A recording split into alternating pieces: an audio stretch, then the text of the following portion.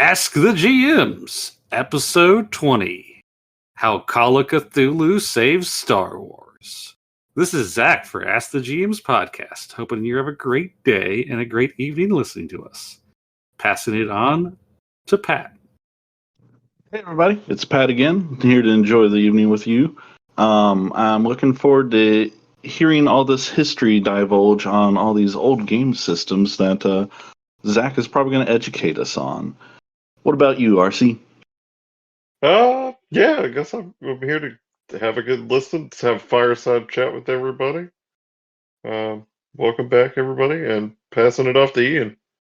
Yeah, hello everyone. Ian Harper here. Welcome back, welcome back. Looking forward to this. I like the way you described that, RC, a fireside chat. That's exactly how I picture this. Excellent. And I would like to do the shout out for Cape Fear Games tonight. It is our friendly local game store. We appreciate all they do for us, and it is our choice area to meet up together and be it play board games, our RPGs, or our trading card games. Also, we'd like to give another shout out to the Vintage RPG podcast, where they talk about, guess what? Old RPGs and the different systems and the nuances of, and some of those we'll be touching on tonight. All right, Zach. Thank you, Pat. Everyone's kind of alluded to this is kind of going to be like story time. We're going to get in our way back playback machines, and we're going to learn a bit about the history of RPGs and war games and how they kind of shaped us today, and how, oddly enough, Call of Cthulhu helped Star Wars. Which I never would have guessed that. That would have been the last thing I would have ever thought. Now, to clarify, Zach, do we mean Star Wars the RPG, or like, are you saying Call of Cthulhu helped out, like, you know, George Lucas? George Lucas and the brand of Star Wars. What? Okay, I'm definitely interested now. Okay, so a little bit of history time. We're going to get in our way back playback machine. We're going to go far back. We're going back long time. War games are becoming very popular. It's one of the oldest pastimes, technically. But they're being popular. We have a couple like books that are like flight simulators where you turn to a page and that's how your dogfight's going versus another plane. You have the traditional like Napoleonic war games. And eventually we get a couple famous ones. We get Chainmail from Gary Gygax and Dave Artisan in terms of working on it. And that eventually developed into D&D. Right alongside that was White Bear and Red Moon. That's where we get basic role play from Greg Stafford. That's where we get the start of RuneQuest. And this is all in the mid to late 70s. So that's about the time frame we're talking about. I was thinking we were going to start. What happened in my mind was my brain was going back to the Patriot movie, where they were melting down their little soldier lead pieces to make musket balls. That's where I was thinking we were going. I mean, I could go that far back, but we're going to be here a long time talking about that little like scope of war games. Yeah, because I was generals with like pieces on a table, and they were pushing around with their like little shuffleboard sticks. Yeah, you went off the rails a little bit there, Pat. I mean, I live off the rail. So yeah, this is eventually where we get D&D, we get RuneQuest, and RuneQuest eventually spawns Call of Cthulhu.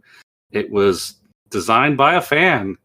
Sandy Peterson, the lead designer of Call of Cthulhu, just wrote Chaos. He was like, hey guys, I love your stuff so much, and I'd really appreciate making like a horror game like based on H.P. Lovecraft. And at the time, Mr. Peterson didn't know that they were working on that project and it was failing horribly, and they literally gave it to him. Like he had enough gumption and like attitude to like literally get a whole project like that. Like, that was his first major design. I wonder what was making it fail. If I recall, like the person working on it wasn't really connecting H.P. Lovecraft's work to the RPG. Like it wasn't making a good connection. So it might have been like a game designer that maybe didn't read his works, whereas Sandy Peterson probably read a lot of H.P. Lovecraft, so it was just kind of baked in his brain. Yep. Okay. like from there he went to design. He went to work as a level designer on Doom and Age of Empires. So the fact that Call of Cthulhu was his first major design, and then he went to like work on major video games afterwards. So I didn't realize I didn't realize he designed stuff for Doom and Age of Empires. Yeah, he was a level designer on Doom 1 and 2, and then he was like a lead designer on like Age of Empires. I think it was 2 and Age of Mythologies. I think he only was like a lead developer on 1. Yeah, I know whenever you said the name, he sounded familiar, but it sounds like he's just well versed all over the place kind of deal. Yep, but he has his own company now and his own couple like he has a big game called Cthulhu Wars, and he's still kicking around and still doing a lot of stuff. But we were talking about how D&D got its start and RuneQuest got its start in like the late 60s, early 70s. What other famous thing happened in the 70s? The Satanic Panic?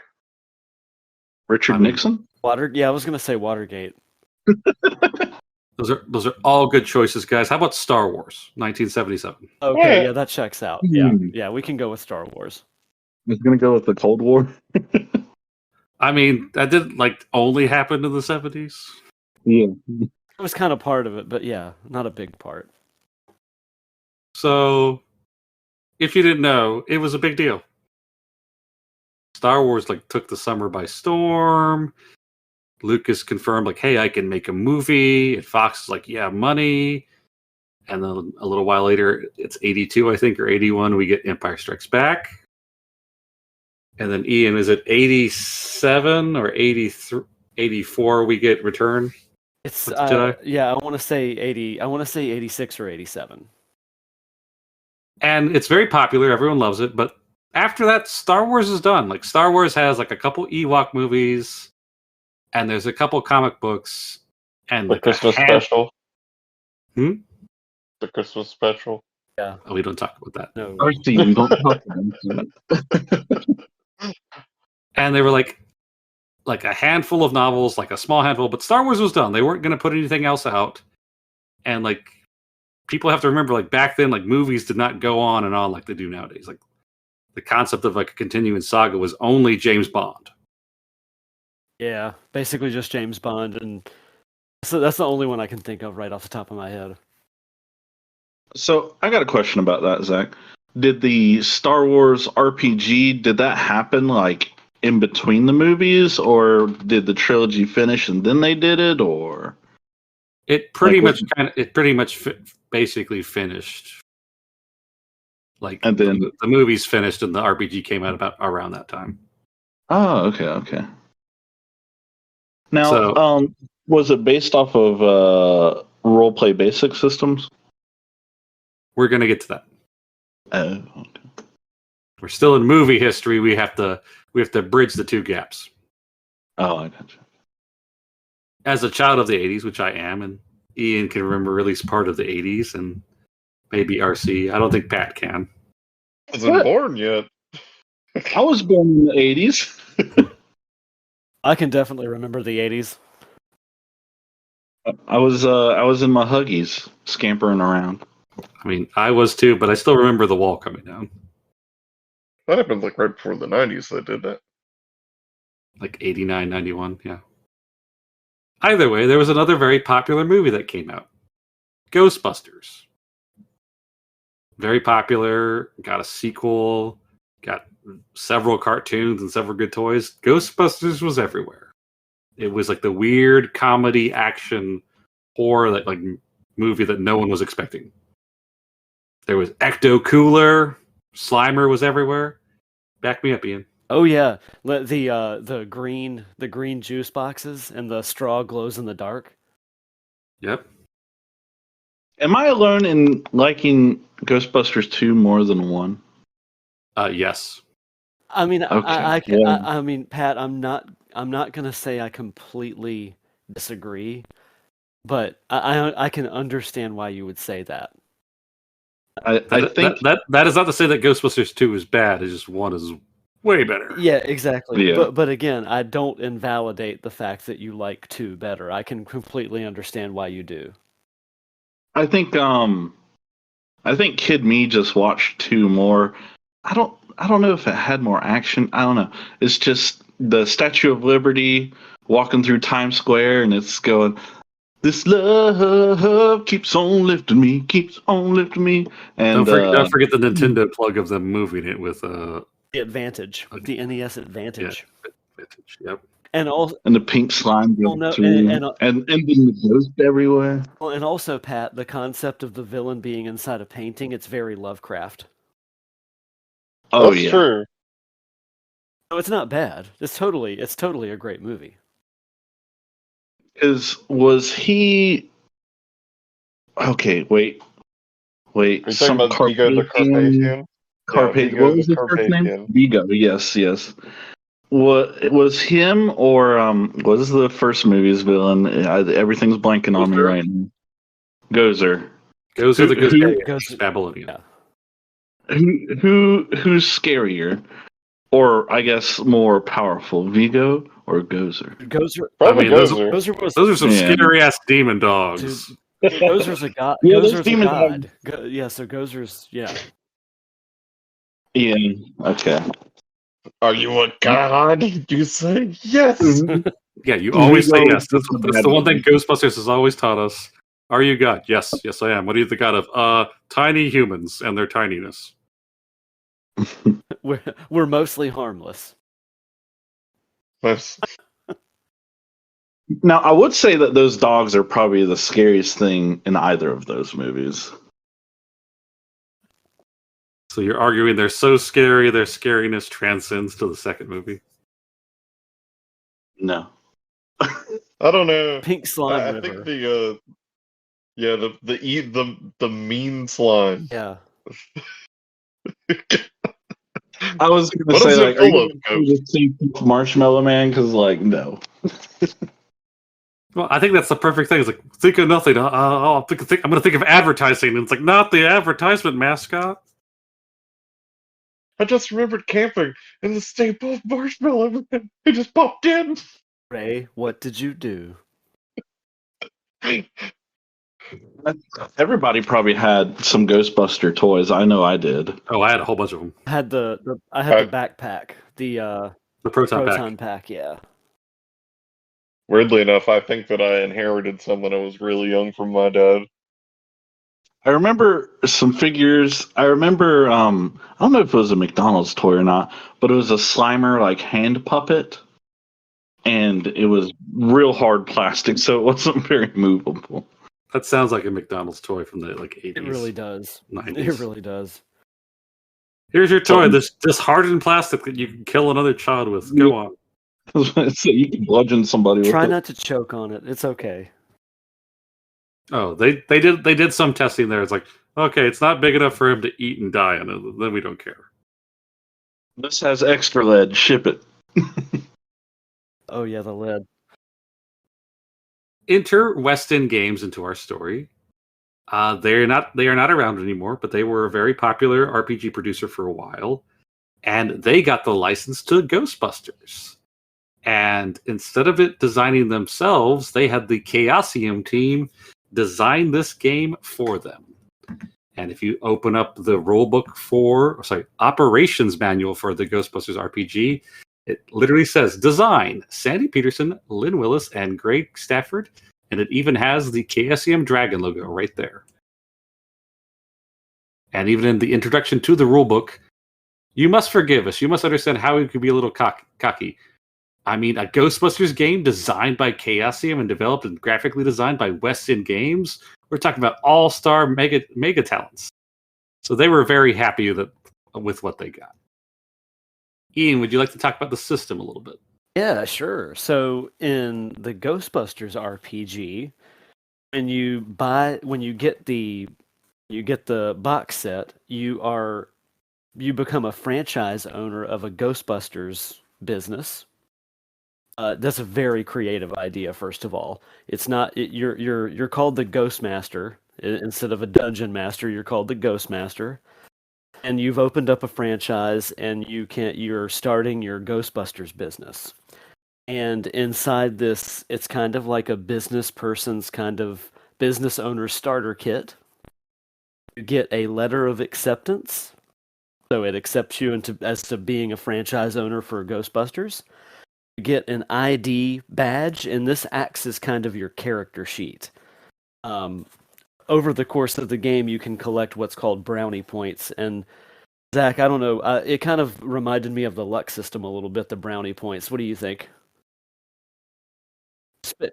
Yeah, we could see a lot of early like luck systems or gimme points that a lot of RPGs have now, like the safety net systems. Yeah, doing something really cool, you get a brownie point, and then if you need to use it to succeed on a dice roll, you can. So like Zach said, it's that early kind of luck system. There's a lot of forms and files you fill out. They kind of look like, business forms and things. You get a last will and testament in case you die on the job. Because that could happen, RC, so get ready for that. Well, fantastic. We're already in the right place. Well, and it's clearly designed by chaosism because of they know you're going to die. You're doomed. You're going to get taken out. Check this out, guys. You get business cards as well for your Ghostbusters franchise. Zach mentioned it's a D6 system. Zach, I'll let you explain the D6 system a little bit because I did not get into that a lot. So I'll let you explain the D6 system on this one. So it's a pretty simple system. You have a very custom dice, well, relatively custom dice. Most of the faces are the same. You want to roll a 6 to succeed, and then there's a ghost symbol, and you don't want to roll the ghost symbol because something bad might happen. And you're just trying to get like most levels of success, like most passes. This is, we were talking about this earlier, Zach. This kind of introduces the dice pool, right? Yeah, this is the dice pool system. We would see it developed in other systems later. The Star Wars RPG directly, which we'll talk about in the future, but it is a direct inspiration for Vampire the Masquerade, which is probably the most famous game that used this system. And then the Shadowrun RPG. Yeah, definitely as well. Shadowrun. And the Vampire the Masquerade, we had an episode about that previously. So again, kind of a connection there. You kind of get an operations manual, like Zach was calling it. And the operations manual comes with a section of the Tobin Spirit Guide that explains the different classifications of ghosts. It's like 2 or 3 pages long, and it kind of gives you everything you need to develop or create your phantasm or whatever you want to do as your kind of protagonist. Some of the cool things I thought about this book, I found some pictures of it. It's got like some pretty progressive concepts in it. Like this is the 80s, and it's got a lot of artwork of like female Ghostbusters, like all female Ghostbuster teams, or like Ghostbuster teams where it's like a couple of guys and a couple of girls. So it's like kind of it's showing some inclusivity in the 80s, which I thought was kind of cool. Pat's posting in our Discord chat right now that we use for the podcast, like all the books, including Ghost Toasties, which looks like a serial cover. And it has a Ghostmaster screen inside. It's oh really boy. Cool. It's very creative. The way they set it up it's so smart and so creative. I just when I was reading about it and seeing, I listened to an episode of about it. Just really cool. Just really cool idea. It looks like because these are all modules. There's one Ghostbusters, Hot Rods of the Gods, and it shows a pink Corvette with flames on it, and them cruising through space with a Fonzie-looking alien dude with holding a blonde babe with a loose top and maybe a 3-eyed science nerd in the back. And then there's another one, Ghostbusters Scared Stiffs, where it shows a bunch of Slimer-esque looking dudes hiding behind a Ghostbuster. And Zach already mentioned the Ghost Toasties. And then there's this other module that's Ghostbusters Pumpkin Patch Panic. From what I'm getting from all of these, like the Ghostbusters movies, it's all a little bit comedy forward, or a lot of bit comedy forward, which I like very how campy. light that seems. It looks it's for sure campy.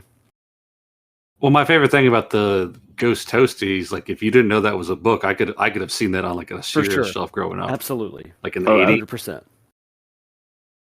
I wonder what the Ghostmaster screen looks like. I'm gonna try and look that up. Okay. So obviously West End Games did very well. You can tell because they have more than one module and set of products for their game. That's usually a good standby. We don't see too many supplements and modifications for the Dallas RPG. And That's yes, not that a does joke. exist. He's being serious. Wait, what is it now? You The heard. Dallas RPG? Based You on the heard. TV show You heard. Dallas, yes. Have I? What is the TV show about? It's like a weird, almost like soap opera. It's very infamous because there was an episode where a character got shot and they didn't reveal who it was for like half a season.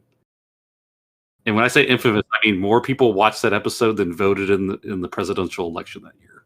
Jesus. And the part that makes it infamous is like half a season later, oh, it was all a dream. So is it like a Walker, Texas Ranger soap opera? I mean, in terms of it like being associated with Texas, yes. It's more That's intrigue, really- less action, Pat. A lot more intrigue, more kind of drama. No kind. Yeah, Pat, what you were Yeah, selling, I'd exactly, watch yeah. that. Saying we got a new show Actually, concept. All right. Chuck Norris, what are you doing? Actually, I think what Pat and Zach are talking about is creating a Walker Texas Ranger tabletop RPG, as I think what you were just cooking up there. Sounds like heroes. Is the twist we all just play like a limb of Chuck Norris? Yes. I chose the index I finger. want to be his right foot. I'm I'm the the right forehead. I'm the beard. Together we become a Chuck. Not the Norris, just a Chuck. I'm going to deflect bullets. So Pat, to become the beard, you just have the highest charisma. It's like, okay, you're the beard. I guess. I'm the one Highest that does all the talking. highest dex is like all the fingers. Oh, yeah. So, because they proved they had a very popular license and it worked, they were able to get the Star Wars license, which, by the way, historically, like not the cheapest license ever. Though after the movies had come out, the price had probably gone down. But they had proven, hey, we can do good with your licensed product. We're going to do Star Wars. The problem being is after Return, there wasn't any content.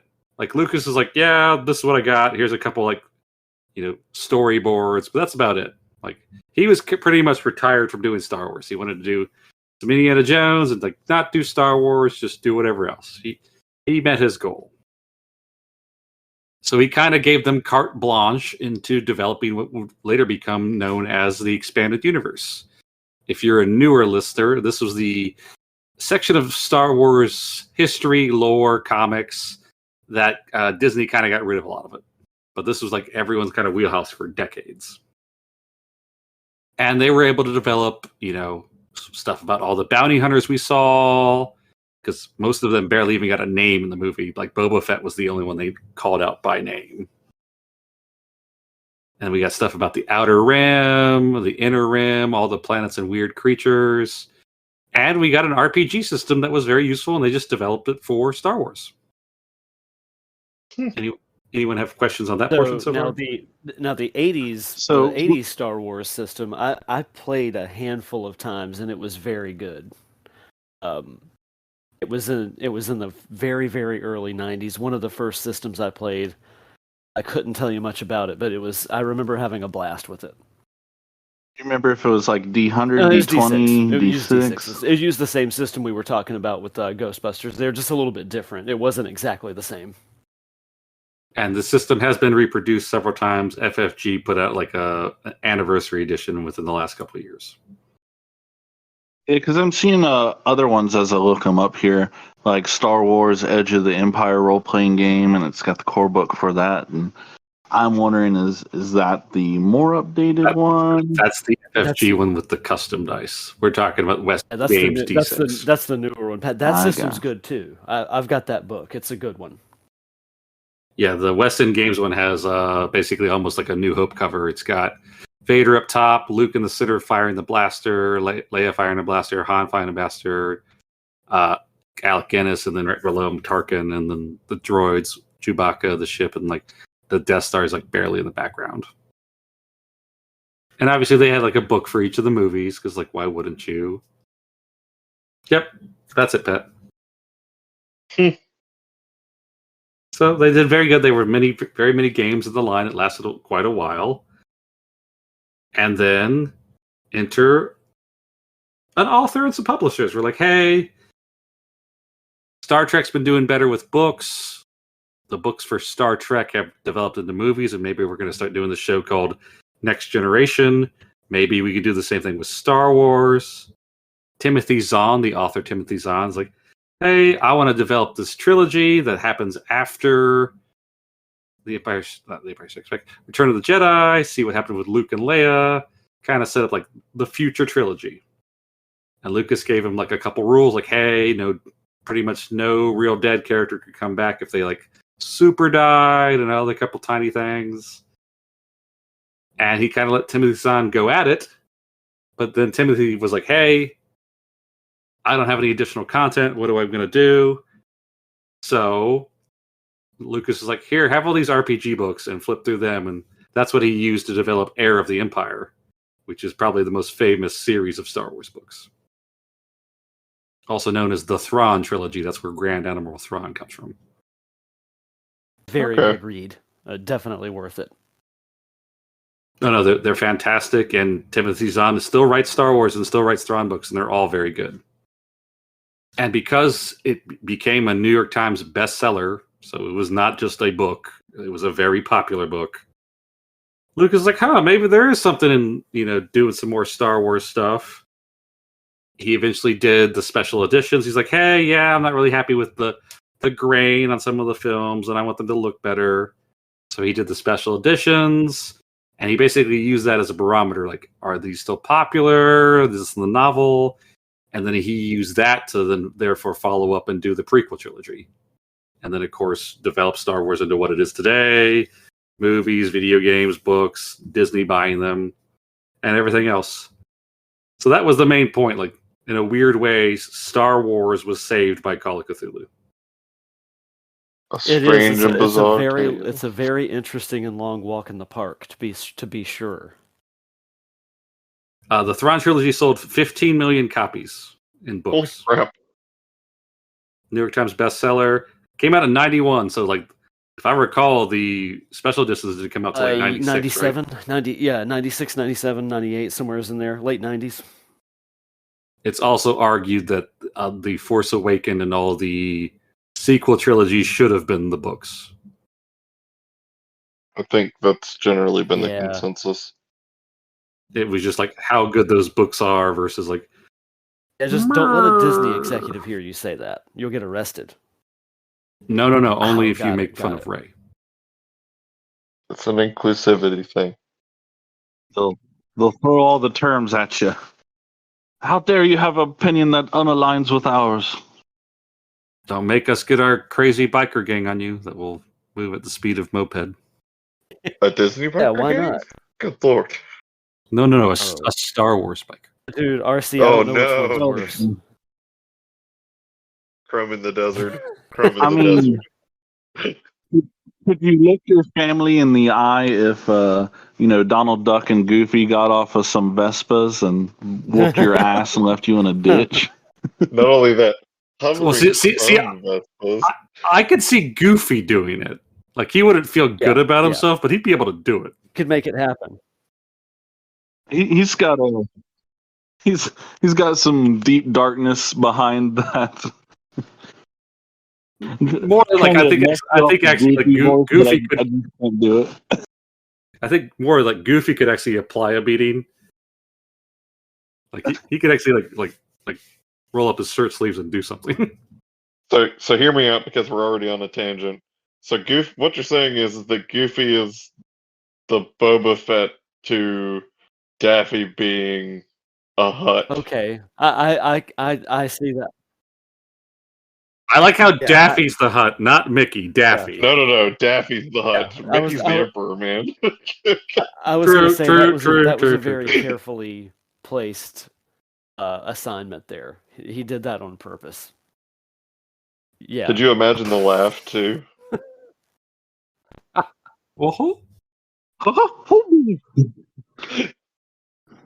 Unlimited beer, not the brooms. Execute Order 66. Oh, jeez.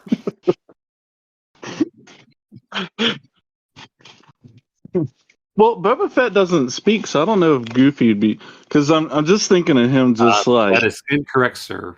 He does have lines in the original trilogy. He doesn't In have the very pre- many, but he in does talk. Yeah, it's pretty much like, hey, don't kill Han Solo and put his ass on my ship. Go. Oh, and like he's like, yeah, maybe don't disintegrate people and from Vader, and he's like, okay, maybe I won't Fine. disintegrate them. Which, by the way, seems like a really crappy way to run like a bounty hunter thing. It's like, here's your dude. It's like, you These sure? are ashes. Are you sure this isn't just like some This is the sand guy. you like dug out of This like is the guy, I promise. It's your him. shoe? So my question with a lot of these older RPGs we were talking about tonight, Zach, do you think they would still hold up to today's RPG standards as we know them?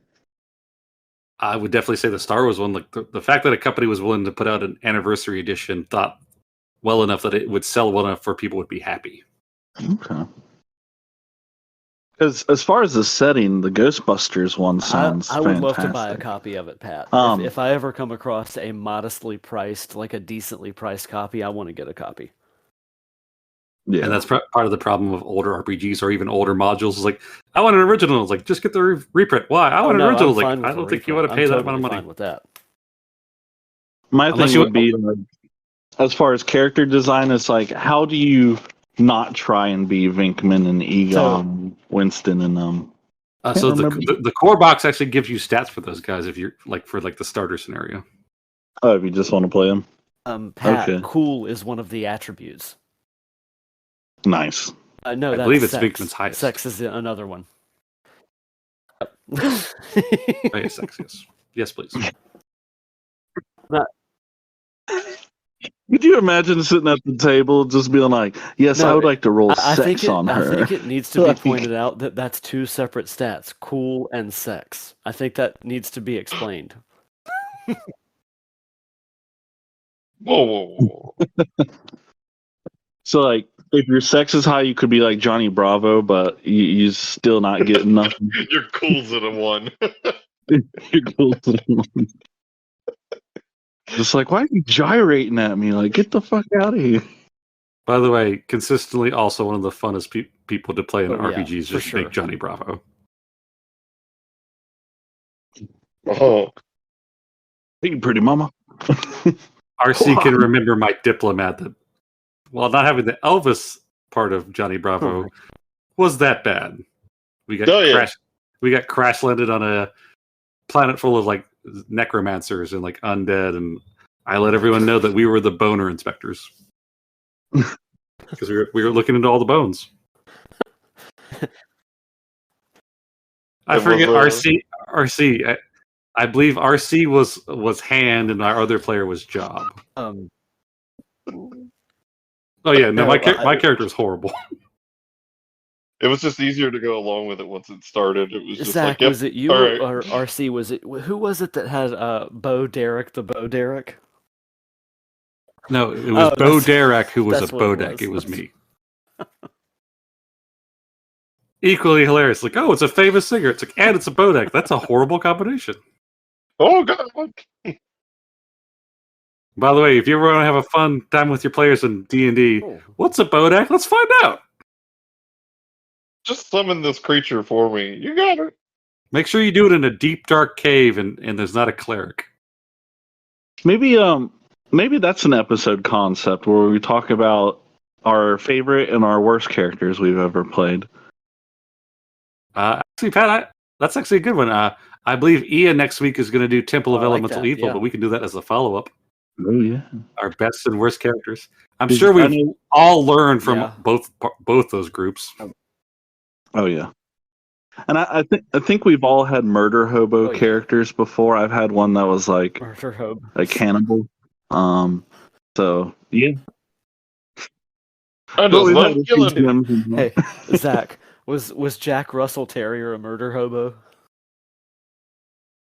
He's still an active character, so no.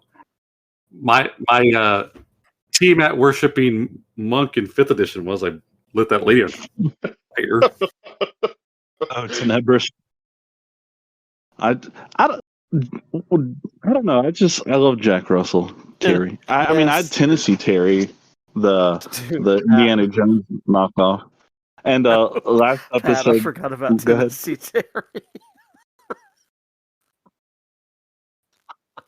Knock off Indiana Jones. Pat, that's solid gold, man. And we were talking about last episode, Ian.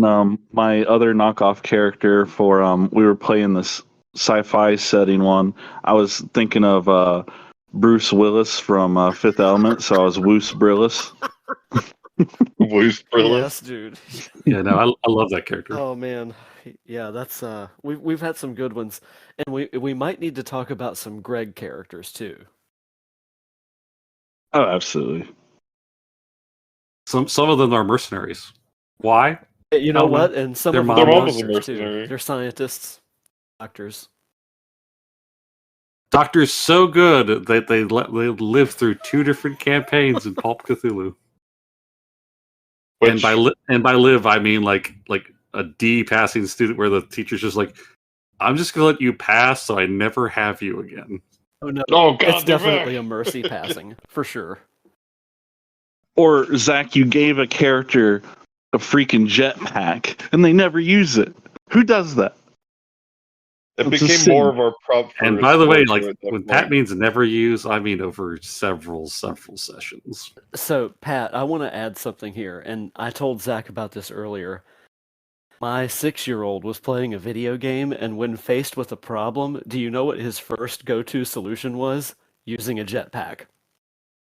I love it. Declan is He six- gets it. Declan is 6 years old. Okay, He gets it.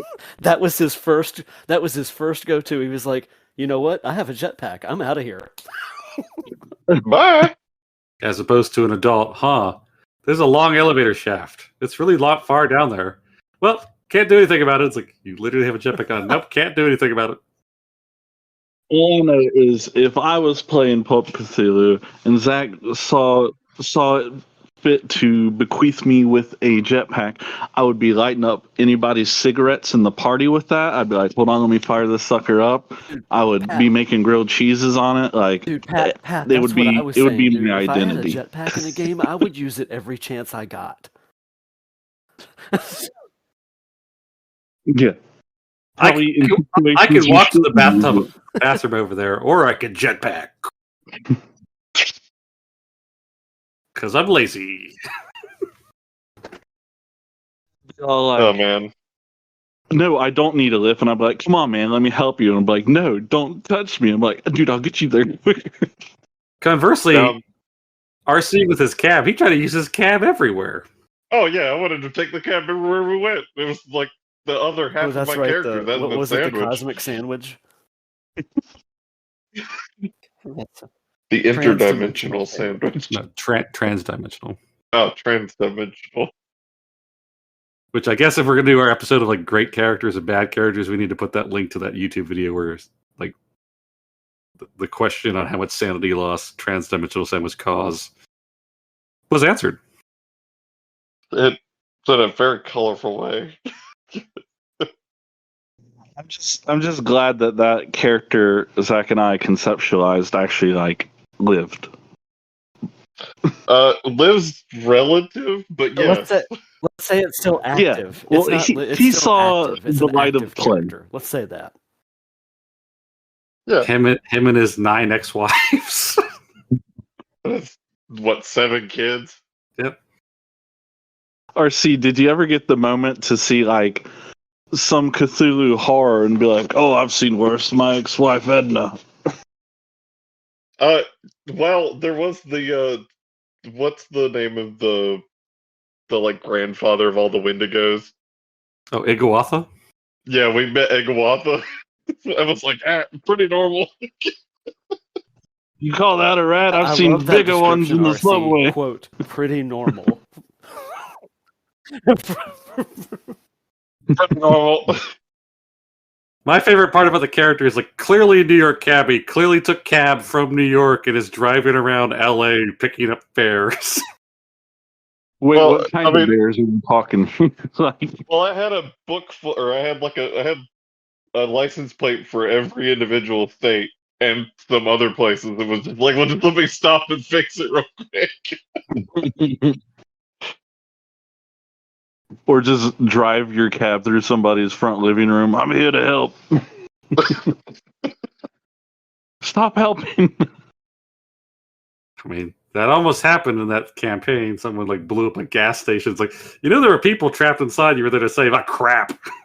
And I wasn't even there for that one.